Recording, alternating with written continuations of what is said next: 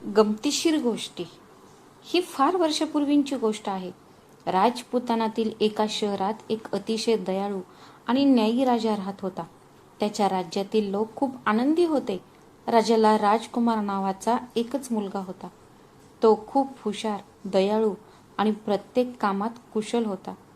पण अति लाडामुळे तो हट्टी बनला होता. त्याने जे ठरवले होते ते साध्य होईपर्यंत तो स्वस्थ बसणारा नव्हता. एके दिवशी राजकुमार शिकारीवरून परत येत होता. सैनिक आणि इतर लोक खूप मागे राहिले होते. राजकुमार आपल्या घोड्यावर बसून खूप पुढे निघून गेला होता. अचानक त्याला तीव्र तहान लागली. त्याने आजूबाजूला पाहिले आणि त्याच्या लक्षात आले की तो धोब्यांचा परिसर होता. सर्वत्र कपडे धुतले आणि वाळवले जात होते. अचानक राजकुमाराची नजर एका घरावर पडली. त्याच्या छतावर एक मुलगी तिचे केस वाळवत होती. राजकुमार तिच्याकडे एकटक पाहत राहिला. त्याने यापूर्वी इतकी सुंदर मुलगी कधीही पाहिली नव्हती. जणू काही तिचा चंद्रासारखा चेहरा तिच्या लांब काळ्या केसांमधून चमकत होता. त्या मुलीचीही नजर राजकुमारावर पडली. मग तिने लगेचच स्वतःला आपल्या स्कार्फने झाकून घेतले आणि ती खाली उतरली. राजकुमार तुझ्या सौंदर्यात हरवून गेला होता. राजकुमार जेव्हा शोधित आला तेव्हा त्याचे इतर सोबती आणि सेवक आले होते. त्यामुळे राजकुमाराला राजवाड्यात परत जाणे भाग पडले. त्याची नजर मात्र त्या मुलीच्या सुंदर चेहऱ्यावर खिळून राहिली होती. तो तिच्याकडे एकटक पाहतच राहिला. काही वेळानंतर तो राजवाड्यात पोहोचला. राजवाड्यात पोहोचल्यानंतरही त्याच्या मनातून ती सुंदर मुलगी काही जात नव्हती. म्हणून त्याने त्या मुलीची माहिती काढण्याचा निर्णय घेतला. जेव्हा त्याने चौकशीसाठी विशेष नौकर पाठवले तेव्हा त्यांना समजले की ते एका धोबेचे घर होते आणि ती स्त्री त्या घरातील धोबेची मुलगी होती. हट्टीपणा आणि रागाने पेटून उठलेल्या राजकुमाराने तिच्याशी लग्न करण्याची किंवा तिला त्याची दासी बनवण्याची शपथ घेऊन स्वतःला पलंगावर झोकून दिले. जवळजवळ 3 आठवडे उलटून गेले. जेव्हा राजकुमाराच्या वडिलांना म्हणजे राजाला हे कळले तेव्हा तो गोंधळून गेला. कारण त्याला राजकुमाराचा हट्टीपणा माहीत होता. त्याला माहीत होते की जर राजकुमाराने एखाद्या गोष्टीबद्दल हट्ट धरला तर ती मिळेपर्यंत तो स्वस्थ बसणार नाही. राजाने राजदरबारात एक सभा बोलावली. त्या सभेत त्या गावातील मुख्य सरदाराला बोलावून या विषयावर त्याचा सल्ला घेतला. सरदार एक अत्यंत अनुभवी माणूस होता. त्याने सल्ला दिला, महाराज, यावेळी राजकुमाराला रोखणे योग्य नाही. त्याला त्याच्या मर्जीप्रमाणे करू द्या. हा तारुण्याचा हट्टीपणा आहे. तो 2 दिवस धोबीच्या मुलीसोबत राहिला तर आपोआप शहाणपण येईल. मग तुम्ही तुमच्या राजकुमाराचे लग्न एका राजकन्येसोबत लावू शकता. शेवटी राजांना अनेक राणे असतातच. ही धोबीण पण एका कोपऱ्यात पडून राहील. राजाला गावच्या प्रमुखाचं बोलणं योग्य वाटले. त्याच्या सल्ल्याने तो खूप प्रभावित झाला. मग राजाने राजकुमाराला बोलावून म्हटले, तुमचा आग्रह आणि इच्छा लक्षात घेता आम्ही तुम्हाला त्या धोबेच्या मुलीशी लग्न करण्याची परवानगी देत आहोत. तुम्ही तिच्याशी लग्न करू शकता. हे ऐकून राजकुमाराने धोबी आणि त्याच्या पत्नीला राजवाड्यात बोलवण्यासाठी आपल्या काही सैनिकांना पाठवले. त्या दोघांना या बाबतीत काहीच माहीत नव्हते. हे दोघे विचारात पडले की आपल्याकडून काही चूक झाली आहे का. म्हणून ते दोघे भीतीने थरथर कापत राजवाड्यात आले. राजकुमाराने आपल्याला का बोलवले आहे, अशी आपली काय चूक झाली असेल, असा त्यांना प्रश्न पडला. जेव्हा ते आले तेव्हा राजकुमार त्यांना म्हणाला, आम्हाला तुमच्या मुलीशी लग्न करायचं आहे, म्हणून लग्नाची तयारी ताबडतोब करा. राजकुमाराला वाटले होते की इतका आदर दिल्याबद्दल धोबी आणि त्याची बायको खूप आनंदित होतील आणि त्याचे पाय धरतील. पण असे काही मात्र घडले नाही. उलट ते दोघेही खोल विचारात पडले. मग ते म्हणाले, राजकुमार, तुमची अशी इच्छा असणे हे आमचे भाग्य आहे. पण आम्ही आमच्या मुलीला विचारल्याशिवाय उत्तर देऊ शकणार नाही. हे ऐकून राजकुमाराला खूप राग आला. त्या गरीब धोबेच्या मुलीशी लग्न करून आपण त्याचा सन्मान करत आहोत असा विचार तो करू लागला. कारण तो साधासुधा धोबी, जो एक सैनिक पण होता, आणि तो म्हणत होता की तो आपल्या मुलीला विचारून सांगेल. पण इकडे राजकुमाराच्या हृदयाचा प्रश्न होता. तो तिच्या प्रेमात पडला होता. म्हणून त्याने धोबेचे बोलणे सहन केले. तो त्याला स्पष्टपणे म्हणाला, आम्हाला नकार ऐकण्याची सवय नाही. जर तुम्ही नकार दिलात तर मी तुमच्या संपूर्ण कुटुंबाला तुरुंगात टाकीन. धोबी आणि त्याची बायको जसे घाबरलेले आणि थरथर कापत आले होते तसेच निघून गेले. घरी पोचल्यावर त्यांनी आपल्या मुलीला तिथे घडलेले सर्व काही सांगितले. ते म्हणाले, बाळा, राजकुमाराला तुझ्याशी लग्न करायचं आहे आणि तू नकार दिलास तर आपल्याला आपला जीव गमवावा लागेल. मुलगी म्हणाली, ठीक आहे, मी तयार आहे. पण कृपया राजकुमाराला सांगा की माझ्या 4 अटी आहेत. त्यासाठी तुम्ही स्वतः येऊन त्या अटी ऐकाव्या. जर सहमत असाल तर वरात घेऊन या. दुसऱ्या दिवशी धोबी राजकुमाराच्या महालात गेला आणि त्याने मुलीचा निरोप पोहोचवला. राजकुमाराला खूप राग आला आणि तो विचार करू लागला की या धोबेच्या मुलीमध्ये आपल्यासोबत असे करण्याची हिंमत कशी झाली. तिने माझ्यासमोर अटी ठेवल्या आहेत. सुरुवातीला त्याला वाटले की त्या धोब्याला तलवारीने ठार मारावे, पण एक तर तो त्या धोब्याच्या मुलीच्या प्रेमात होता आणि दुसरे म्हणजे धोब्याची मुलगी कोणत्या अटी ठेवेल हे पाहण्याची त्याला उत्सुकता होती. म्हणूनच त्याच क्षणी राजकुमार त्या धोब्यासोबत त्याच्या घरी पोहोचला. ते घर 2 मजली होते. धोबी, त्याची आई आणि पत्नी खालच्या मजल्यावर राहत होते आणि ती मुलगी वरच्या मजल्यावर राहत होती. जेव्हा राजकुमार आला तेव्हा त्या मुलीने दरवाजावर पडदा ओढून घेतला आणि म्हणाली, जर तुम्ही माझ्या 4ही अटी मान्य केल्या तर मी तुमच्याशी लग्न करायला तयार आहे. पहिली अट ही आहे की मी तुमच्या महालात रात्र घालवणार नाही. मी सकाळी येईन आणि संध्याकाळी परत माझ्या घरी येईन. राजकुमाराने विचार केला, हे काय आहे? ही कोणती विचित्र अट आहे? पण मग त्याच्या मनात एक विचार आला की हे केवळ म्हणायच्या गोष्टी आहेत. एकदा लग्न झाल्यावर मोठा आणि आरामदायी राजवाडा सोडून आपल्या झोपडीत कोण परत येईल बरं? म्हणून राजकुमार म्हणाला, ठीक आहे, मी ही तुझी अट मान्य करतो. मला तुझी दुसरी अट सांग. मुलगी म्हणाली, दुसरी अट अशी आहे की तुम्ही मला स्पर्श करण्याचा किंवा माझ्याशी बोलण्याचा प्रयत्न करू नये. काय? हे ऐकून राजकुमार हसला. त्याला प्रश्न पडू लागला की हे लग्न आहे की एखादा विनोद आहे. मग त्याने विचार केला की जे काही होईल ते नंतर बघूया. म्हणून तो म्हणाला, चल, तुझी ही अट देखील मान्य आहे. मग ती मुलगी म्हणाली, मी तुमच्या राजवाड्यातील पाणीसुद्धा पिणार नाही. राजकुमाराने हसला आणि विचार करू लागला की हे कसे शक्य आहे की ती दिवसभर राजवाड्यात राहणार आणि काही न खाता पिता. म्हणून त्याने या अटीलाही होकार दिला. मग ती मुलगी म्हणाली, माझी 4थी अट अशी आहे की जर तुम्ही मला बोटाने स्पर्श करण्याचा साधा प्रयत्न जरी केला तरी आपलं नातं संपेल. मग मी पुन्हा कधीही माघारी येणार नाही. हे ऐकून राजकुमाराला वाटले की ही खूपच विचित्र आणि उद्धट मुलगी आहे. एकदा लग्न झालं की सगळे अटी तशाच्या तशाच राहतील. तो म्हणाला, मी तुझ्या सर्व अटी मान्य करतो. मग ती मुलगी म्हणाली, जर तुम्ही ही अट मान्य करत असाल तर वरात घेऊन या, कारण तिच्यामुळे तिचे वडील कोणत्याही अडचणीत येऊ नये असे तिला वाटत होते. मग राजकुमाराने आपल्यासोबत 2-4 मित्रांना घेतले आणि तिच्याशी लग्न करण्यासाठी गेला. लग्नाच्या विधी पार पडल्यावर त्याने वधूला राजवाड्यात आणले. तिने साडी नेसली होती आणि एक मोठा बुरखा ओढून आपला चेहरा पूर्णपणे झाकला होता. ती राजवाड्यात नवीन वधू म्हणून आली आहे हे ओळखणे कोणालाही अशक्य होते. तसेही राजा आणि राणी तर लग्नाला उपस्थित नव्हते. फक्त राजकुमाराची एक खास दासी होती जी हात जोडून यासाठी उभी होती की जर एखादी आज्ञा झाली तर त्याचे पालन व्हावे. संध्याकाळ झाल्यावर वचन दिल्याप्रमाणे ती मुलगी तिच्या घरी परतली. दुसऱ्या दिवशी सकाळी तेच कपडे घालून ती त्याच प्रकारे घरी राजवाड्यात आली आणि एका खुर्चीवर जाऊन बसली. दिवसभर तिने काही खाल्ले नाही, प्यायले नाही किंवा कसली हालचालही केली नाही. ती एखाद्या दगडाच्या पुतळ्यासारखी एकाच जागी बसून राहिली आणि संध्याकाळी झाली की पुन्हा तिच्या घरी निघून गेली. 1 दिवस, 2 दिवस, 3 दिवस असेच करत 6 महिने निघून गेले. पण तिच्या दैनंदिन दिनचर्येत काहीच फरक पडला नाही. राजकुमाराने कल्पना केल्याप्रमाणे काहीच घडले नाही आणि राजकुमार तोही आपल्या अटींनी जखडलेला होता. ज्या चेहऱ्यासाठी त्याने आपली झोप आणि शांतीचा त्याग केला होता त्या चेहऱ्याची एक झलकही त्याला दरबारात कधी पाहायला मिळाली नाही.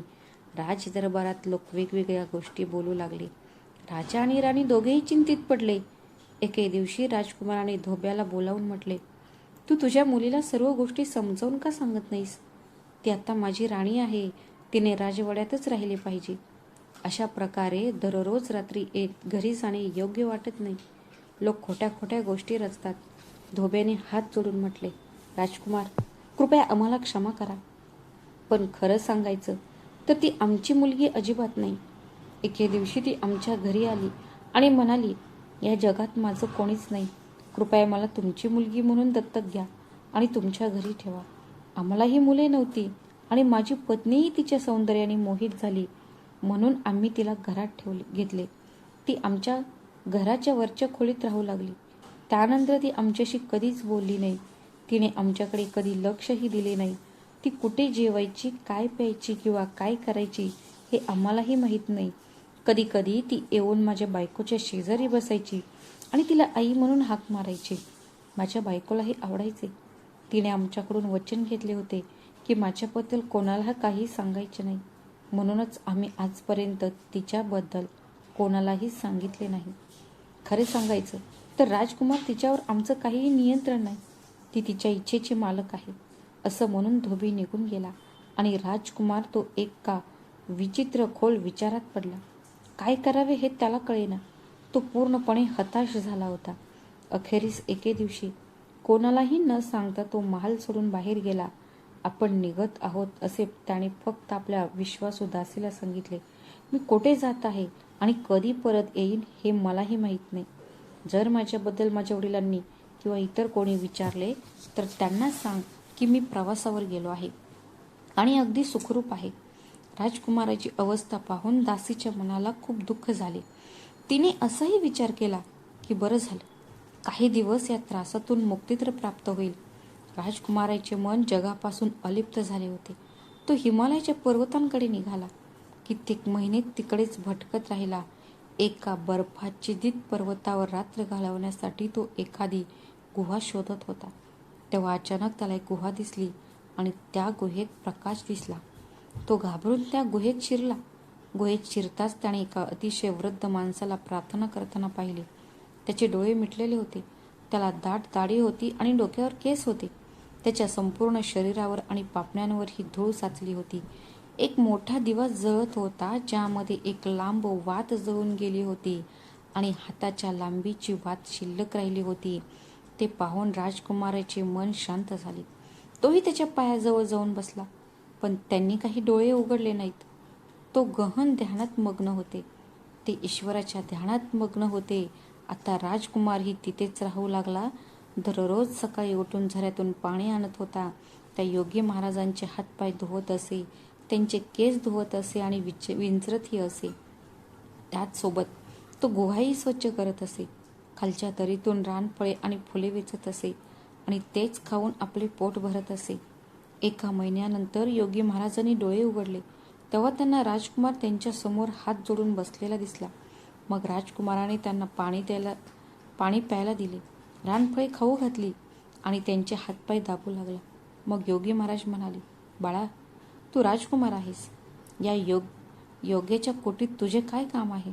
हे ऐकून राजकुमार म्हणाला, महाराज, तुम्हाला जर हे माहीत आहे की मी एका राजाचा मुलगा आहे, मग मी का आणि कोणत्या कारणासाठी भटकत आहे हेही तुम्हाला माहीत असेल. माझ्या आईवडिलांना माझी काळजी वाटत असेल हे खरे आहे, पण मला परत जाण्याची इच्छा नाही. तेव्हा योगी महाराज म्हणाले, बाळ, योग्यांपासून काहीही लपलेले नसते. त्या मुलीशी लग्न करून तू मोठी चूक केली आहेस, पण तू इतके दिवस माझी सेवा केली आहेस, म्हणून मी तुला रिकाम्या हाताने परत पाठवणार नाही.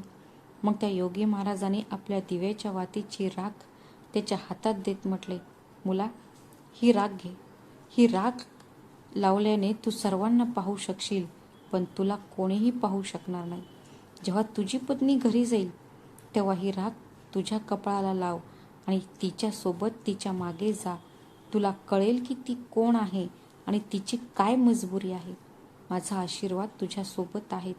राजकुमाराने काळजीपूर्वक ती राख एका कपड्यात गुंडाळली, योगींचा निरोप घेतला आणि घराकडे निघाला. काही दिवसांच्या प्रवासानंतर तो राजवाड्यात परत आला. लांबच्या प्रवासामुळे राजकुमारचे कपडे फाटले होते. त्याच्या पायांना फोड आले होते आणि तो खूप अशक्तही झाला होता. धोबेची मुलगी त्याच खोलीत, त्याच कपड्यांमध्ये एका खुर्चीवर बसली होती. राजकुमाराला पाहून दासीला खूप आनंद झाला. तिने विचारले, राजकुमार, तुम्ही कुठे होता आणि काय करत होता? राजा आणि राणी तुमच्याबद्दल सतत विचारत होते. मी म्हणायचे की तुम्ही प्रवासावर गेला आहात आणि तुम्ही सुखरूप आहात. आज राजकुमारही खूप आनंदी होता. त्याने गरम पाण्याने आंघोळ केली, केस कापून घेतले आणि पोटभर जेवण केले. त्याने दासीला विचारले, ती रोज अशीच माझ्या माघारी येत होती का? मोलकरणीने त्याला सांगितले की हो महाराज. त्यांच्या नित्यक्रमात कोणताही बदल झालेला नाही. त्या रोज याच प्रकारे येत होत्या. राजकुमार म्हणाला, मी खूप थकलो आहे. मी आता झोपतो, पण संध्याकाळी जेव्हा ती घरी जायला निघेल तेव्हा मला नक्की उठवा. काही तासानंतर जेव्हा धोबेच्या मुलीची घरी जाण्याची वेळ झाली तेव्हा दासीनेही पटकन राजकुमारला उठवले. मग राजकुमारीनेही पटकन त्या योगी महाराजांनी दिलेली राख त्याच्या कपाळाला लावली आणि तो पण तिच्या मागे गेला. दुसऱ्या दिवशी सकाळी राजकुमार परत आला आणि दासीला म्हणाला, आज मी त्याच खोलीत झोपणार आहे जिथे ही धोबेची मुलगी येऊन खुर्चीवर बसते. जेव्हा ती मुलगी येऊन बसेल तेव्हा तू येऊन मला उठव आणि मला विचार की दिवस उजडला आहे, मी उठत का नाही. अगदी जे मला सांगायचं नाहीये ते सुद्धा विचारण्याचा आग्रह धर. ती मोलकरीण हुशार होती. तिला लगेच समजले की राजकुमाराला काय म्हणायचं आहे. जेव्हा धोबेची मुलगी येऊन तिच्या खुर्चीवर बसली तेव्हा दासी येऊन राजकुमाराला उठवू लागली. राजकुमार, उठा, उठा राजकुमार. राजकुमार सुरुवातीला जागा झाला नाही. जेव्हा तो जागा झाला तेव्हा त्याने दासीला रागावून विचारले, काय संकट आले आहे? तू मला का उठवले? मी एक खूप छान स्वप्न पाहत होतो. तू माझे स्वप्न भंग केले. मग दासी त्याची स्तुती करत म्हणाली, राजकुमार, कृपया आम्हालाही तुमच्या स्वप्नाबद्दल सांगा. सुरुवातीला राजकुमाराने तिला टाळले. मग तो म्हणाला, ठीक आहे, ठीक आहे, जर तू इतकाच आग्रह करत आहे तर मी तुला सांगतो. मला स्वप्न पडले की काल रात्री जेव्हा त्या धोबीची मुलगी उठून निघून गेली तेव्हा मीही तिच्या मागे गेलो. जेव्हा ती घोडागाडीत बसली तेव्हा मी सुद्धा तिच्यासोबत त्या घोडागाडीत बसलो. दासीने विचारले, मग पुढे काय झाले? राजकुमार म्हणाला, पुढे काय झाले? मी जोरजोरात घोडागाडीला हलवत होतो आणि ती गाडीवाल्यावर रागवत होती. ती म्हणत होती की आज तू गाडी अशी कशी चालवत आहे?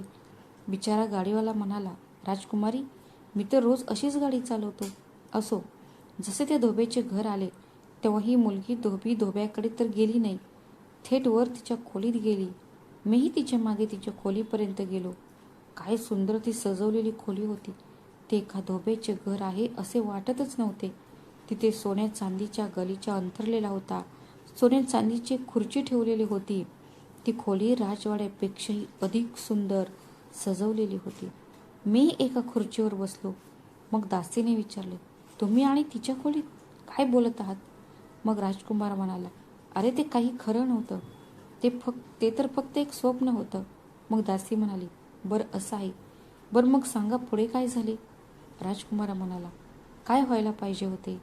या धोबेच्या मुलीने ही वर्षभर नेसत असलेली आपली साडी उतरवली आणि एखाद्या भिकाऱ्याच्या साडीप्रमाणे फेकून दिली आणि आपल्या दासीला म्हणाली, आंघोळीची तयारी झाली आहे का? तिची दासी म्हणाली, हो राजकुमारी, गरम पाणी तयार आहे. ती मुलगी आंघोळ करायला बाथरूममध्ये गेली. मग मीही तिच्या मागे गेलो. तिने आंघोळ करायला सुरुवात केली. मग मी विचार केला की बरं झालं, मी सुद्धा बरेच दिवस झाले नीट आंघोळ केली नाही. चला आता आपणही आंघोळ करून घेऊया. ती एक मग पाणी भरून स्वतःवर ओतून घ्यायची, तर मी 4 मग भरून स्वतःवर ओतून घ्यायचो. तिच्या अंगावरचा साबण पण अजून निघाला नव्हता तोपर्यंत पाणी संपले. मग तिने आपल्या दासीला हाक मारून म्हटले, आज पाणी एवढी कमी का ठेवले आहे? मग तिची दासी म्हणाली, नाही राजकुमारी, मी रोजच्या इतकीच पाणी ठेवले आहे. जर ते कमी असेल तर कृपया तुम्ही आणखी घ्या. असे म्हणून ती पाण्याची दुसरी बादली घेऊन आली. मग मी तेही पाणी संपवले. मग तिने तिसऱ्यांदा पाणी मागवले. कशी तरी ती स्नानगृहातून बाहेर आली आणि दासीला हाक मारून म्हणाली, मला लगेच जेवण वाढ, मला खूप भूक लागली आहे. दिवसभर उपाशी तहानलेले बसावे लागते. दासी गच्चीवर गेली आणि आकाशाकडे हात करून उभी राहिली.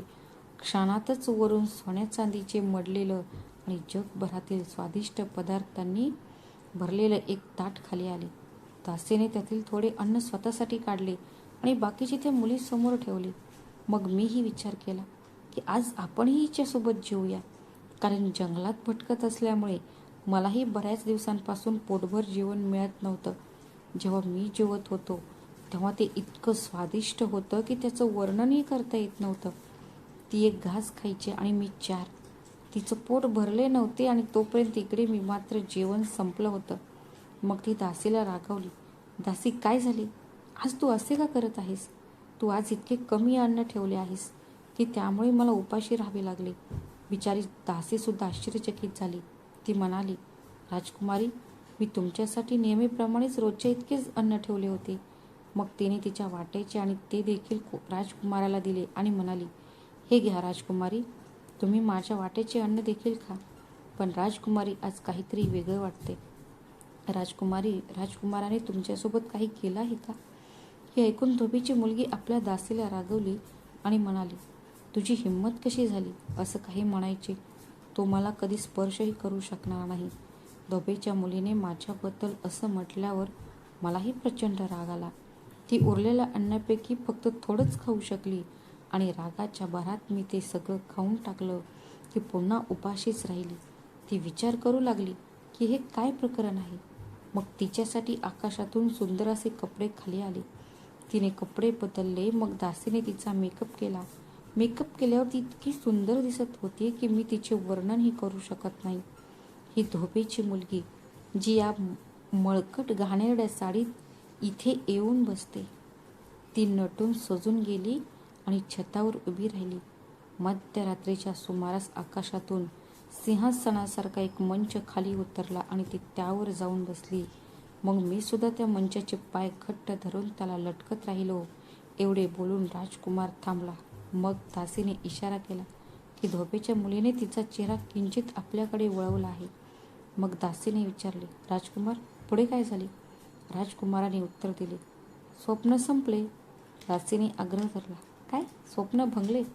राजकुमार, असे अर्धवट स्वप्न पडणे अशक्य आहे. असं होऊ शकत नाही. पुढे काय झालं ते कृपया सांगा. सुरुवातीला राजकुमार टाळाटाळ करत राहिला. मग म्हणाला, सिंहासन चंद्र आणि ताऱ्यांच्याही वर उडून परींच्या जगात पोहोचले. तिथे राजा इंद्राचा दरबार उभारण्यात आला होता. तिथे एकापेक्षा एक सुंदर पऱ्या बसल्या होत्या. ती आल्यावर सर्वांनी उभे राहून तिचे स्वागत केले. जणू काही ती कुठली तरी राजकुमारीच आहे. तिथे सुंदर पऱ्या नाचत होत्या. सर्वात शेवटी नाचायची तिची वेळ होती. ती नाचण्यासाठी उभी राहिली. तेव्हा माझ्या मनात विचार आला की आज जर मी तिच्या नाचण्यावर टाळ्या वाजवल्या नाहीत तर मी काहीच केलं नाही. मग मी तबला वादकाला म्हणालो, दादा, तुम्ही दमला आहात, तुम्ही थोडी विश्रांती घ्या, तोपर्यंत मी तबला वाजवतो.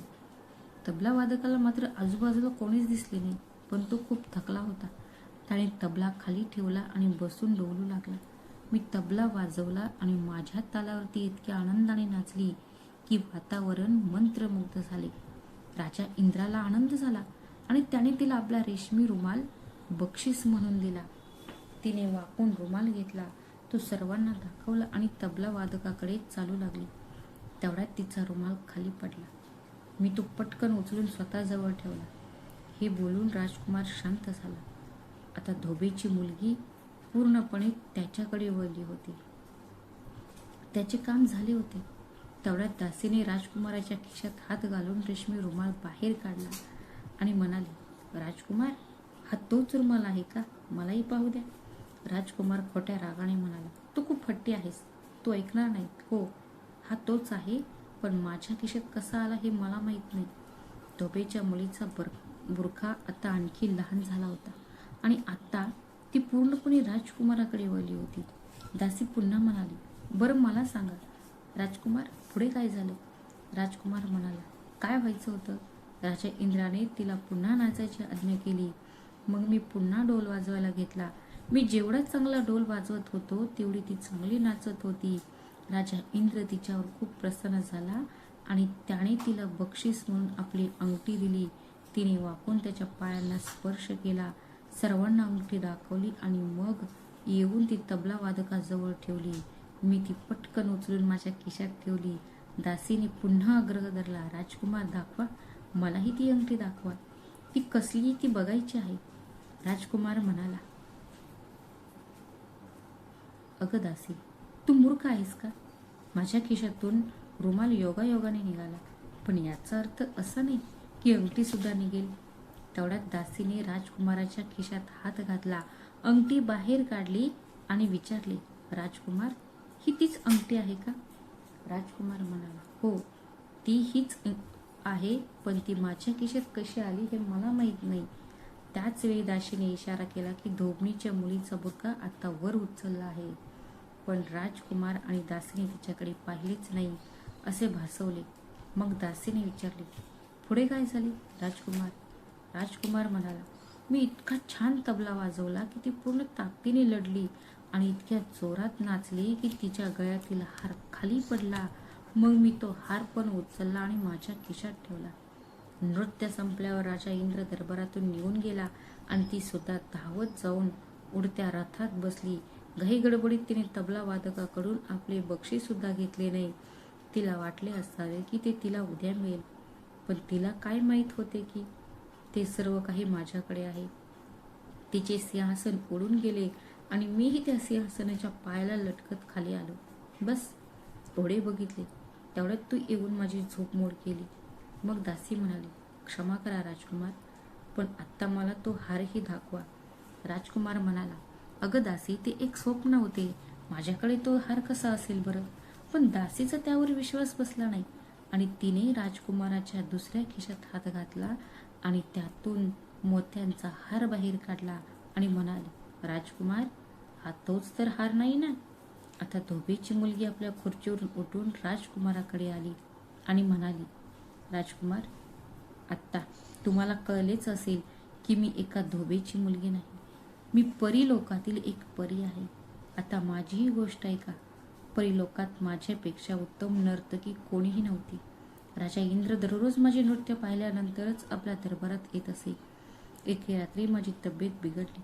मला तीव्र डोकेदुखी होती. जेव्हा मला दरबारातून बोलावणे आले तेव्हा मी नकार दिला, पण माझा नाच पाहिल्याशिवाय इंद्र राजाला स्वस्थता लाभणार नव्हती. जेव्हा मला पुन्हा बोलवण्यात आले तेव्हा मला राग आला आणि मी म्हणाले, राजाला सांगा की त्यांच्यात माणुसकी नावाची गोष्ट आहे की नाही. मी इथे वेदनेत आहे आणि त्यांना त्यांच्या नृत्याचे पडले आहे. दूताने जाऊन राजाला अगदी तसेच सांगितले जसे मी त्याला सांगितले होते. हे ऐकून राजा इंद्र प्रचंड संतापला. त्याने ताबडतोब मला इंद्र दरबारात बोलावले. जेव्हा मी भीतीने थरथर कापत तिथे पोहोचले तेव्हा तो म्हणाला, तू खूपच तुझ्या सुंदरतेवर घमंड करत आहेस. जा, मी तुला शाप देत आहे की तुला 1 वर्ष पृथ्वीवर मुलगी म्हणून राहावे लागेल आणि तुझी ओळख लपवावी लागेल. जर कोणाला कळले की तू एक परी आहेस किंवा एखाद्या पुरुषाने तुला स्पर्श जरी केला तर तू कधीही या अप्सरांच्या जगात परत येऊ शकणार नाहीस. मी रडले, गयावया केली आणि माफीही मागितली. तेव्हा राजा इंद्र म्हणाला, मी माझा शाप परत तर घेऊ शकत नाही, पण हो, मी रोज संध्याकाळी एक सिंहासन पाठवून तुला परीलोकात बोलावून घेईन, पण तुला 1 वर्ष पृथ्वीवरच काढावे लागेल. माझे पंख उपटून काढले गेले आणि मला पृथ्वीवर फेकून दिले गेले. माझ्या दासीलाही माझ्यासोबत पृथ्वीवर यावे लागले. मी स्वतःसाठी धोबेचे घर निवडले आणि धोबेची मुलगी म्हणून राहू लागले, कारण कोणालाही माझ्यावर संशय येऊ नये. पण तुमची सेवा करणे हे माझ्या नशिबात लिहिले होते. उद्या माझ्या शिक्षेला 1 वर्ष पूर्ण होणार होते आणि मला माझे पंखही परत मिळणार होते आणि मग मी परींच्या जगात परत गेली असते. तुम्हाला माझी खरी ओळख कधीच कळली नसती. तुम्हाला वाटले असते की मी तुमचा विश्वासघात करून पळून गेले आहे. पण आता सर्व काही संपले आहे. आता तुम्हीच माझे मालक आहात आणि मी तुमची दासी आहे. राजकुमाराने त्या मुलीची आश्चर्यकारक गोष्ट ऐकली आणि मग आपल्या वधूला त्याच्या वडिलांकडे म्हणजे राजा व राणीकडे घेऊन गेला आणि सगळी हकीकत सांगितली. जेव्हा राजाला कळले की त्यांची सून ही धोबेची मुलगी नसून इंद्र दरबारातील एक अप्सरा आहे तेव्हा त्याच्या आनंदाला सीमाच उरली नाही. त्यांनी त्या मुलीचे पुन्हा आपल्या मुलाशी धूमधडाक्यात लग्न लावून दिले आणि खूप आनंद साजरा केला. तर मित्रांनो, ही होती आजची कथा. तुम्हाला जर हा व्हिडिओ आवडला असेल तर व्हिडिओला लाईक करा आणि शेअर करा. जर आपल्या चॅनलवर नवीन असाल तर चॅनलला सबस्क्राईब करायला विसरू नका. श्री स्वामी समर्थ. धन्यवाद.